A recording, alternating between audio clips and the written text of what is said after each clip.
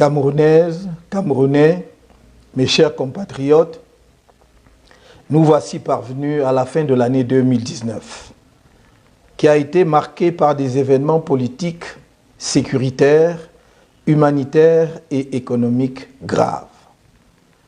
Dans mon message de fin de l'année 2018, j'avais dressé un tableau préoccupant de la situation générale de notre pays et espérais sincèrement que celle-ci s'améliorerait en 2019.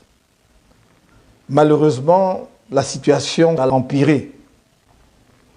En cette fin d'année 2019, le Cameroun est un État sinistré du fait de l'obstination de M. Paul Biya à demeurer à la tête de l'État alors qu'il n'a plus rien à offrir au pays.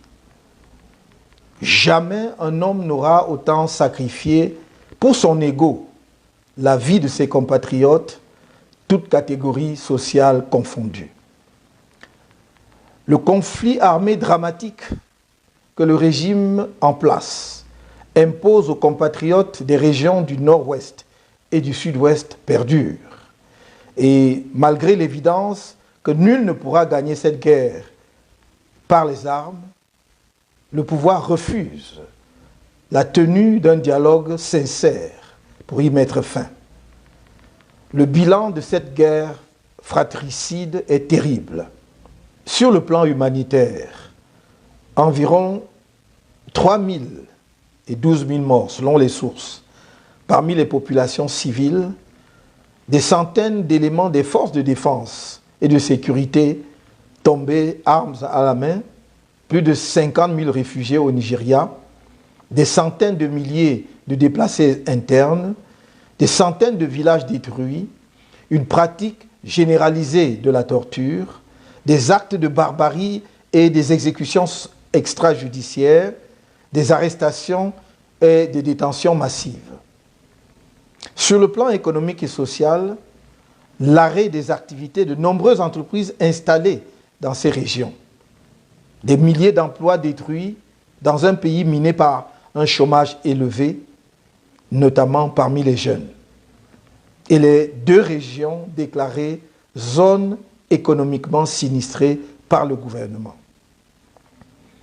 Bien qu'à l'expérience, M. Biya soit peu crédible devant l'opinion nationale et internationale sur sa capacité à tenir ses engagements, nous lui avons accordé le bénéfice du doute lorsqu'il a annoncé le 2 septembre 2019 l'organisation d'un grand dialogue national. Nous le croyions mu par un sursaut patriotique devant le drame humanitaire et les menaces à l'intégrité territoriale liées à la situation du nord-ouest et du sud-ouest. C'est dans cette optique que le MRC, lors des consultations ayant précédé le grand dialogue national, a proposé au Premier ministre une démarche inclusive et méthodique visant à mettre en œuvre une solution durable à la crise dans le nord-ouest et le sud-ouest. Cette démarche comportait entre autres les points suivants. Libération de toutes les personnes détenues dans le cadre de la crise anglophone. Cessez-le-feu négocié avec les groupes armés. Retrait des forces de 3e catégorie du nord-ouest et du sud-ouest. Mise en place d'un comité de désarmement, démobilisation, réinsertion. Assistance humanitaire et financière d'urgence pour le retour des déplacés et des réfugiés et leur insertion. Mise en place d'une commission vérité, justice et réconciliation. Lancement du large dialogue national inclusif avec l'accompagnement de la communauté internationale. Le large dialogue national inclusif que commande la situation du pays doit traiter d'autres sujets importants, notamment la réforme du système électoral, la réforme de nos institutions, la garantie du respect des droits humains fondamentaux et des libertés publiques, la garantie de l'indépendance de la justice. Pour qu'un tel dialogue soit vraiment utile, et pour des raisons d'efficacité, Il doit être porté par une commission préparatoire chargée de régler, dans le cadre des projets de texte à soumettre à l'approbation des participants à son ouverture, un certain nombre de questions pratiques indispensables à sa bonne tenue. Il s'agit notamment du projet d'ordre du jour, des dates et du calendrier de l'événement, de l'organisation du bureau du dialogue, de l'organisation des débats et des modalités de prise de décision, de l'affirmation du caractère obligatoire des résolutions du dialogue, du calendrier de mise en œuvre de ces résolutions, du mécanisme de suivi de cette mise en œuvre. C'est dans cet esprit que le MRC a proposé, pour la réussite du grand dialogue national tenu en septembre dernier, la prise en compte des exigences suivantes. La conduite des débats par une personnalité neutre, jouissant d'une expérience avérée dans la résolution des conflits et approuvée de manière consensuelle par les participants. L'implication de la communauté internationale et de certaines puissances, notamment les Nations Unies, l'Union africaine, l'Union européenne, les États-Unis, la France, la Grande-Bretagne, l'Allemagne, le Canada, au regard de la grande méfiance entre les parties, de l'expérience des organisations et des puissances en question dans la résolution des conflits et de la crédibilité qu'elles apporteraient à ce processus. La plus grande couverture médiatique du grand dialogue national est la diffusion intégrale des débats afin d'assurer la transparence des travaux. Hélas, c'était sans compter avec la nature du pouvoir en place. Fidèle à lui-même, il a utilisé le grand dialogue national comme une ruse pour gagner du temps face à la pression internationale, au lieu d'en faire une démarche sincère visant à trouver des solutions consensuelles et durables aux défis auxquels est confronté notre pays, particulièrement dans le nord-ouest et le sud-ouest. Il a ignoré de ce fait les propositions du MRC, ainsi que celles allant dans le même sens, provenant de la société civile et de la communauté internationale. C'est le lieu de rappeler qu'à la cérémonie d'ouverture officielle de ce grand dialogue national, le 30 septembre 2019, le sultan des Bamoun avait prononcé un discours courageux et bien inspiré, qui épousait les propositions de réforme du MRC et de toutes les organisations nationales et internationales soucieuses de travailler à la reconstruction d'une paix durable dans notre pays. Il posait également la question centrale de l'alternance à la tête de l'État. Ces propositions avaient été très mal accueillies par le Premier ministre qui, quelque temps avant, avait lui-même été désapprouvé publiquement par le ministre de l'administration territoriale sur l'orientation à donner au dialogue. Le fameux grand dialogue national, qui n'a été qu'un monologue et une fuite en avant, s'est achevé sur des recommandations sans importance, de surcroît non contraignantes pour le pouvoir et sans aucun calendrier de mise en œuvre. Ces résolutions ont donné lieu à ce qu'on appelle maintenant la loi sur la décentralisation, comme si aucune loi n'existait en la matière. La grande trouvaille du grand dialogue national est d'avoir découvert une proposition que nous avions faite en 2017, en conformité avec la Constitution de 1996, qui prévoit en son article 62, alinéa 2, la possibilité d'un statut spécial pour certaines régions du pays. Le grand dialogue national le découvrait 23 ans après l'adoption de la Constitution de 1996 et 3 ans après le début du conflit armé dans le nord-ouest et le sud-ouest. Au regard de la profondeur du climat de défiance des populations du nord-ouest et du sud-ouest vis-à-vis du pouvoir en place et de la persistance du conflit armé qui a causé des dégâts humains, économiques et sociaux importants, cette loi sur la décentralisation arrive sans doute trop tard et offre très peu pour la résolution de la crise. Aujourd'hui, la situation sécuritaire et politique du pays commande une franche discussion entre Camerounais sur la forme de notre État. Et pour être porteuse de paix, une telle discussion ne doit pas être fermée au débat sur le fédéralisme. Faire cette affirmation n'est point faire l'apologie de la sécession ou du séparatisme, car il convient de le souligner. De nouveau, le fédéralisme n'est pas synonyme de séparatisme ou de sécession. La position du MRC sur le séparatisme est connue et constante. La sécession n'est pas une option. Cependant, nous sommes convaincus qu'il faut dialoguer avec tous les Camerounais, sans exception, y compris ceux qui défendent pour le moment la thèse de la sécession, les fédéralistes, les centralistes, qu'ils soient au Cameroun ou de la diaspora.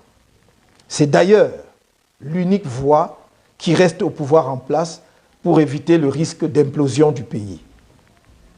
C'est une question de pragmatisme. On ne cherche pas à faire la paix avec ceux de son bord, mais avec ceux avec qui on est en désaccord.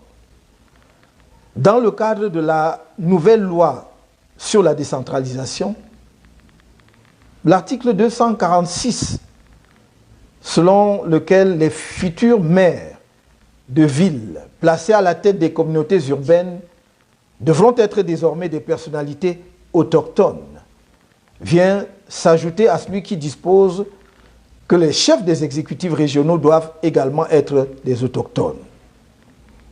De telles dispositions sont une négation de la citoyenneté et de la démocratie. Elles établissent dans notre pays une exclusion politique incompatible avec la République et les principes démocratiques.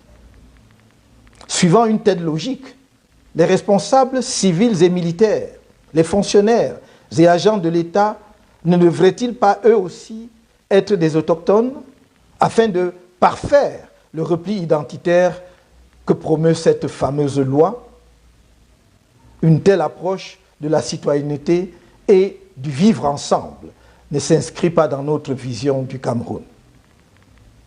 Le Cameroun est une nation qui appelle ses enfants, sans distinction d'origine, sur tous les fronts, celui du développement comme celui de la défense de l'intégrité de notre territoire. C'est un même peuple qui communie dans ces moments de joie et qui souffre quand le malheur frappe une partie de lui-même.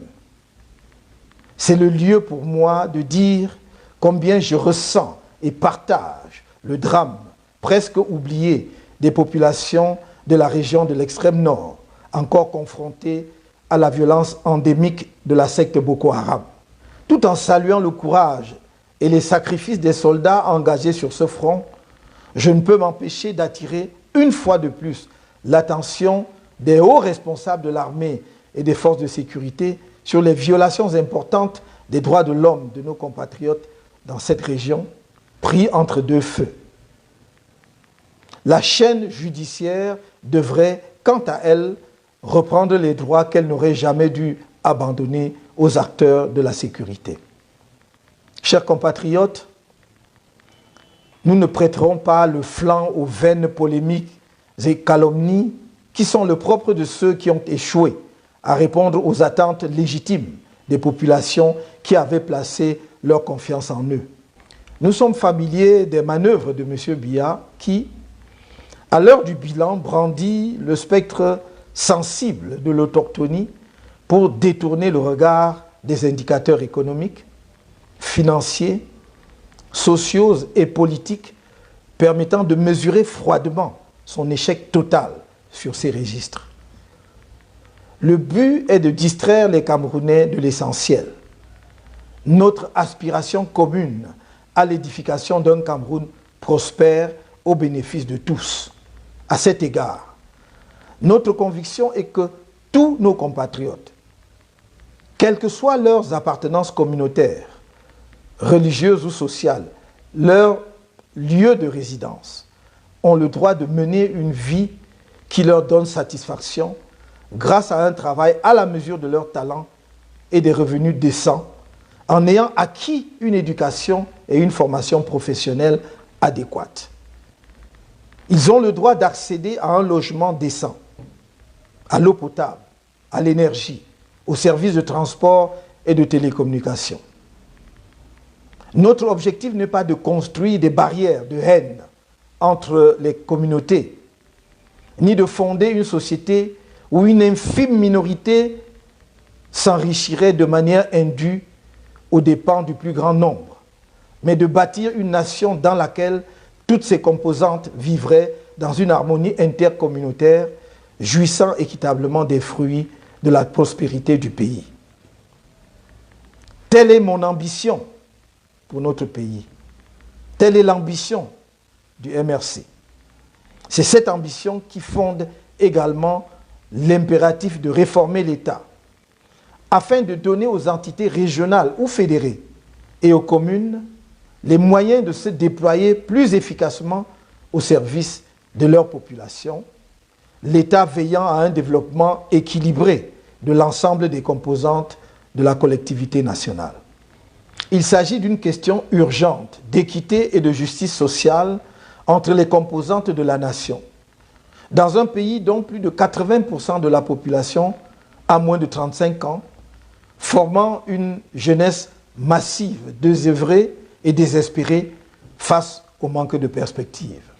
Il serait fastidieux de se livrer à une énumération des éléments illustratifs de la ruine économique et sociale de notre pays, dans un régime caractérisé par une grande tolérance à la corruption aggravée par l'impunité, un manque d'anticipation, une tendance à subir les événements plutôt qu'à en influencer le cours, une carence d'objectifs et d'indicateurs d'évaluation et de contrôle des performances, qu'il s'agisse des programmes économiques ou des entreprises publiques. Il suffit de citer parmi les cas récents le fiasco de la Cannes 2019 et le scandale des détournements de fonds y afférents qui, étonnamment, n'ont suscité aucune enquête, encore moins la sanction des auteurs. La déconfiture des entreprises publiques dont les pertes se chiffrent en centaines de milliards de nos francs. La surévaluation des coûts des projets et le dépassement des délais dans la réalisation des infrastructures de toutes sortes, en l'occurrence les routes, les ponts, les barrages hydroélectriques, etc. Un seul exemple. 7 ans après le démarrage du projet de barrage de Memvele, alors que les Camerounais attendaient 230 MW de ce barrage qui a coûté 430 milliards de francs CFA, soit 3 fois le prix normal, ils ne reçoivent que 80 MW. Camerounaises, Camerounais, chers compatriotes, le 7 octobre 2018 a eu lieu l'élection présidentielle. Vous m'avez fait confiance, mais votre victoire a été volée dans des conditions de fraude massive et ignoble dont vous avez été les témoins. Face à ce hold-up électoral et au regard des graves problèmes politiques du pays, le MRC et ses alliés ont engagé un plan national de résistance avec pour point culminant l'organisation de marches blanches pacifiques. Ces marches pacifiques visaient à obtenir la fin de la guerre dans les régions du nord-ouest et du sud-ouest. Le recomptage des voix, bureau de vote par bureau de vote, en croisant les procès-verbaux avec les listes d'émargement.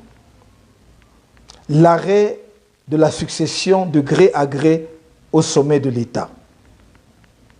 La clarification du fiasco du retrait à notre pays de l'organisation de la Cannes 2019 et du scandale financier qui l'a entouré. Les marches organisées ont donné lieu à une répression armée d'une barbarie sans précédent dans notre pays, puis à des vagues d'arrestations illégales, des actes de torture, des violations massives des droits humains fondamentaux, à l'emprisonnement des centaines de militants et sympathisants du MRC et même de simples passants, enfin à des actes de barbarie judiciaire posés par une justice totalement aux ordres. Les épreuves que j'ai endurées personnellement à la suite de ces tristes événements ne m'ont pas affecté autant que les brutalités infligées injustement à des jeunes, des mères de famille et à de nombreux autres camarades dont le seul crime est d'avoir cru à l'alternance par les urnes et dans la paix dans leur pays. Certains d'entre eux sont mutilés à vie. De cette douloureuse épreuve, le MRC est sorti fortifié et déterminé plus que jamais à lutter pour libérer notre peuple. Face à cette situation, notre parti a montré que la solidarité n'est pas un vain mot dans sa vision. En effet, pendant plus de 9 mois, une chaîne extraordinaire de solidarité s'est formée, des confins de nos campagnes à la diaspora, pour apporter assistance aux otages politiques du régime que nous étions et que certains de nos camarades encore en détention demeurent. Face à une justice devenue folle, nos braves avocats ont démontré une compétence, une détermination et un sens du sacrifice exceptionnel. Et que dire de la réussite de l'opération baptisée Ardoise Rose, conçue pour soutenir la scolarité des enfants des camarades détenus par des Camerounais anonymes d'ici et de la diaspora. Que le plus petit des contributeurs ou donateurs de l'intérieur comme de la diaspora, le plus jeune des collectifs de nos brillants avocats, les camarades qui se sont sacrifiés au quotidien pour assurer la lourde logistique, les familles des otages qui ont été d'un soutien moral inestimable, reçoivent ici ma profonde gratitude et celle du parti. J'ai une pensée particulière pour ceux et celles dont les familles se sont disloquées, pour ceux et celles qui ont perdu des proches pendant leur détention illégale, et pour tous ceux et celles qui ont perdu leur emploi ou vu leurs affaires péricliter pendant ce même temps. Rien ne peut compenser ce que ces hommes et femmes ont injustement perdu. Néanmoins, je veux leur dire que le MRC met tout en œuvre afin qu'il soit un jour dédommagé par l'État du Cameroun. Les procédures internationales engagées en ce sens suivent leur cours, alors que celles visant toutes les personnes responsables des actes de torture et de traitements dégradants sur nos militants et sympathisants sont pratiquement bouclées. Le 5 octobre dernier, des centaines de prisonniers politiques du régime, y compris moi-même, ont été relâchés. Mais je ne me sens pas libre, car le vice-président du MRC, Mamadou Yacouba Mota, car Sylvanus Moutaga, Nana et 12 autres camarades injustement condamnés dans le cadre du mouvement d'humeur survenu le 22 juillet 2019 à la prison centrale de Kondengui restent derrière les barreaux. 19 militants du MRC qui comparaissaient libres ont été arbitrairement condamnés par le tribunal de première instance de Bonanjo à Douala le 29 novembre dernier à 6 mois de prison ferme. Plus d'une centaine de militants ayant eux aussi obtenu la liberté provisoire comparaissent libres devant divers tribunaux de Yaoundé et courent le risque de condamnation ferme. Toutes ces vies brisées par la dictature brutale qui tient notre pays en otage depuis près de 40 ans l'ont été dans le cadre d'un complot d'État contre la démocratie. Un tel complot n'aurait cependant pu être réalisé sans la complicité active de quelques fonctionnaires de l'administration, de magistrats, de différents responsables des services de sécurité et de renseignement. ils ont autant piétiné la loi qu'ils ont brutalisé des militants et sympathisants du MRC et des organisations alliées à toutes les étapes de la procédure. Ils ont foulé aux pieds les lois de la République et refusé de dire le droit, otages qu'ils sont de leur trajectoire professionnelle respective, de leurs ambitions de carrière, de leurs convictions politiques et autres, et parfois simplement de la peur, voire de la haine gratuite. Permettez-moi ici de saluer le courage exceptionnel des camarades qui se sont mobilisés, alors même que le projet de nous condamner à mort était déjà dévoilé, pour protester contre les vagues d'arrestations sur des bases ethniques les 26 et 28 janvier 2019. C'est également l'occasion pour moi de dire toute ma gratitude et celle du MRC à tous ceux qui, dans la diaspora et au Cameroun, parfois anonymement, se sont mobilisés pour faire arrêter la forfaiture judiciaire du régime. Je salue de manière spéciale l'exceptionnelle mobilisation de la communauté internationale, de mes nombreux collègues étrangers et des nombreuses sociétés savantes pour notre libération. Camerounaises, Camerounais, chers compatriotes, le 10 novembre dernier, M. Paul Biya a convoqué le corps électoral pour le double scrutin législatif et municipal pour le 9 février 2020. Cette décision, intervenue dans un contexte politique, sécuritaire, social, économique et humanitaire critique, est un défi lancé au peuple camerounais. Elle constitue un déni assumé des graves problèmes que connaît le pays, notamment de la guerre civile en cours depuis 3 ans dans le nord-ouest et le sud-ouest et le hold-up électoral perpétré par le régime au terme du scrutin présidentiel du 7 octobre 2018. Elle intervient alors que toutes les personnes sensées, toutes les organisations nationales et internationales désireuses du bien-être du peuple camerounais appellent à la restauration de la paix et à l'apaisement du climat politique avant la tenue de ces élections. Le 25 novembre 2019, le Conseil national du Mouvement pour la Renaissance du Cameroun, exceptionnellement étendu aux responsables des fédérations départementales du parti, a pris la résolution de la non-participation du MRC à ce double scrutin du 9 février 2020, principalement pour 2 raisons. La persistance de la guerre dans les régions du nord-ouest et du sud-ouest et le refus du pouvoir de réviser de façon consensuelle le système électoral avant toute nouvelle élection. Tenir des élections dans notre pays, dans les conditions actuelles, c'est, d'une part, donner le message terrible aux populations anglophones du nord-ouest et du sud-ouest qu'elles ne sont pas des Camerounais. Et, d'autre part, aller vers une nouvelle crise post-électorale, car les mêmes causes produiront les mêmes effets.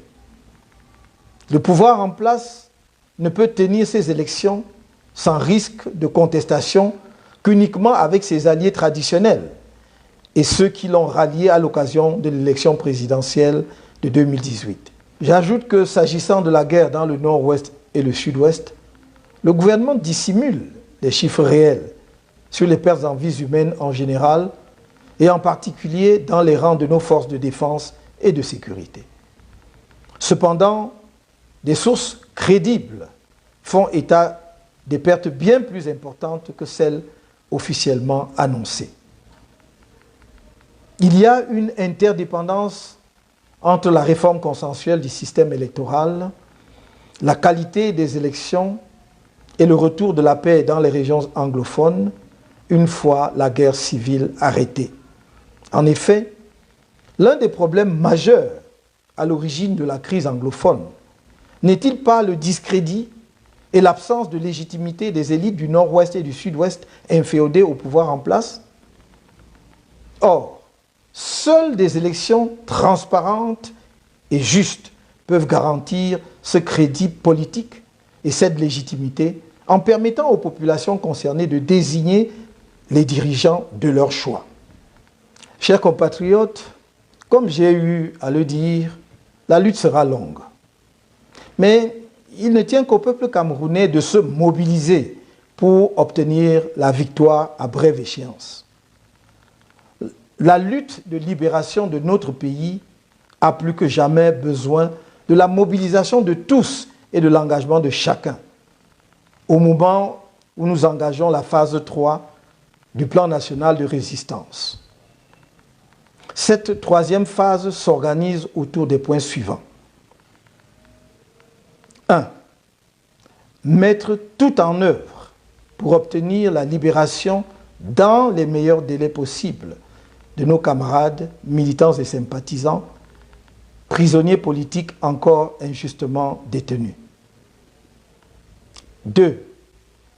Assurer la réussite du boycott du double scrutin prévu le 9 février 2020, car la tenue de ces élections conduira à une impasse et aggravera le conflit armé dans le Nord-Ouest et le Sud-Ouest, autant que les tensions politiques dans le pays.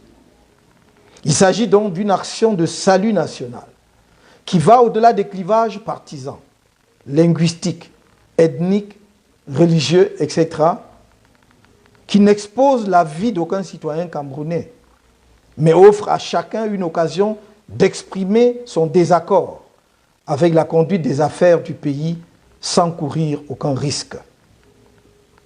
Ne l'oubliez pas, le vote n'est pas obligatoire au Cameroun. Vous n'encourrez donc aucune sanction si vous décidez, comme je vous le demande, de ne pas aller voter. 3. Au cas où le pouvoir passerait en force, comme à son habitude, 2 types d'actions seront engagés. Premier type d'action, mobiliser la population afin qu'elle fasse entendre ses revendications par toutes les voies pacifiques. Second type d'action, accentuer l'action internationale à tous les niveaux pour une implication effective et plus efficace de la communauté internationale et des principaux partenaires bilatéraux du Cameroun dans le règlement des crises multiformes qui frappent gravement le pays, en particulier la crise humanitaire dans le Nord-Ouest et le Sud-Ouest. Camerounaises, Camerounais, chers compatriotes, en ce moment de grand danger pour le Cameroun, quelques esprits faibles, pris de panique, crachent le venin de la haine. Ils sont victimes de leur peur. C'est à ce moment précisément que notre pays a le plus grand besoin de femmes et d'hommes capables d'élévation d'esprit, de patriotisme profond, d'empathie pour leurs compatriotes, pour franchir le cap délicat, sans sombrer dans la démence du chaos sécuritaire et politique. C'est pourquoi, fidèle à ma démarche constante de rassemblement sans exclusive des forces vives du pays, je fais appel à ce qu'il y a de meilleur en chacun de nous pour échapper à l'autodestruction nationale, à cette inclination tribaliste qui se fait chaque jour plus forte, et à nous atteler résolument à construire ensemble la République nouvelle que notre peuple appelle de tous ses vœux depuis si longtemps. Une telle mission transcende les partis politiques, les clivages ethniques, les appartenances religieuses et les croyances de toutes sortes. C'est à un sursaut national que la situation dramatique de notre pays appelle sans délai tous ses enfants. Nous devons avoir le courage de constater que le système en place a épuisé sa logique et que le Cameroun ne peut plus rien en attendre. Nous devons convenir qu'il devient urgent de régler les crises qui menacent notre intégrité et sa cohésion, qu'il est temps de trouver un nouveau leadership pour le pays afin de donner une chance à la jeunesse camerounaise nombreuse, talentueuse, mais désespérée et sans avenir dans les conditions actuelles. Je sais qu'il y a suffisamment de talents humains et de ressources dans notre pays pour lui garantir un avenir radieux. Résistons. Un bel avenir nous attend. Je vous souhaite une heureuse année 2020. Vive la résistance nationale pacifique.